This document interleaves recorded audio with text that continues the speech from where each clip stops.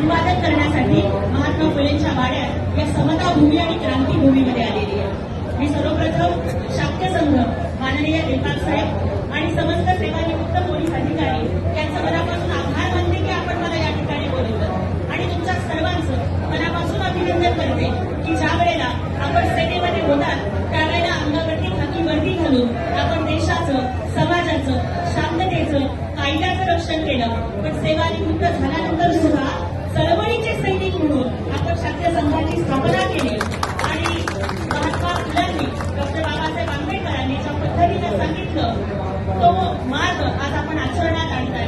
खरं तर सेवानिवृत्त शासकीय अधिकारी हे सेवानिवृत्त झाल्यानंतर पेन्शन मिळत असते, बऱ्यापैकी घरदार झालेलं असतं, नुकतं फिरलो नाही तर फिरून घ्यावं, मुलाबाळांच्या सोबत निवांत क्षण घालवावे अशा पद्धतीचा विचार करणारे खूप जण असतात। पण महात्मा फुल्यांनी, बाबासाहेबांनी, शिवछत्रपतींनी आपल्याला जो सामाजिक समतेचा लढा आणि धडा दिला तो आपण विसरला नाही आणि सेवा निवृत्तीच्या नंतर सुद्धा बाबासाहेबांच्या चळवळीचे समतेचे सैनिक म्हणून आज आपण लढताय। आपला मला अभिमान वाटतो आणि आपण मला या मानवतेला बोलवलं, मनापासून आभार मानते। मंचावरती आदरणीय उपमहापौर साहेब उपस्थित आहेत, त्यांचं मी मनापासून अभिनंदन करू इच्छिते।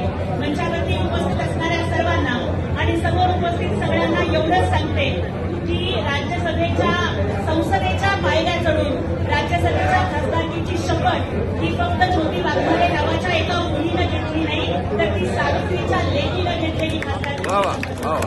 मला पूर्णपणाने जाणीव आहे की माता सावित्री जर लढली नसती तर माझ्यासारखी मुलगी घडली नसती आणि त्यामुळे सावित्री माईंना मानवंदना देण्यासाठी मी ठरवलं की सावित्री माईंचाच वेश परिधान करायचा आणि सावित्रीच्या लेकीसारखी शपथ हातात संविधान घेऊन घ्यायची। आणि त्यामुळं इतकीच विनंती करते की माझ्या डोक्यावरती महात्मा फुल्यांची पगडी घालून चळवळीच्या कार्यकर्त्यांनी माझा जो सत्कार केलाय ही महात्मा फुल्यांची पगडी मला कायम जाणीव करून देत राहील की तुझ्या डोक्यावरती शोषितांचं, वंचितांचं, फुले शाहू आंबेडकरी विचारांचं, शिव